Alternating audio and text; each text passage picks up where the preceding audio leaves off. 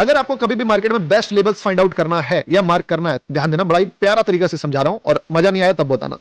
सबसे पहला लेबल वहां पे होगा जहां पे ट्रेंड चेंज हुआ है, दिस इज बेस्ट लेबल। इसके बाद दिस इज माइनर लेबल्स। ये कब यूज करना है आपको? ये यूज करना है छोटे मोटे रिट्रेसमेंट के लिए। लेकिन बेस्ट लेबल्स कौन सा होगा? वो होगा जिसके अंदर मार्केट ने 10-12 लेबल्स और क्रिएट किए, यानी कि इसके अंदर ये छोटे छोटे लेबल्स भी हैं और ये इतने सारे बायर्स के बाद ये फॉल करा, तो this is God level, this is best level. अब याद रखना, लेबल्स जो होता है वो वर्जिन एरिया में होता है, यानी कि आप इसको लेबल नहीं मार्क कर सकते हो अगर एक लाइन उसको इंटरसेक्ट कर रहा है। मान लीजिए यहां पे आप बोलोगे this is also label, but no. क्यों?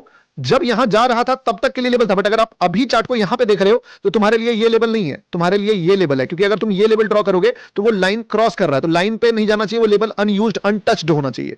अगर मैं चार्ट खोलूं और यहां से एक एक करके लेबल्स ड्रॉ करना स्टार्ट करूं, दिस इज वन लेबल, ठीक है? क्यों? क्योंकि यहां से ट्रेंड चेंज हुआ है। This is also one label,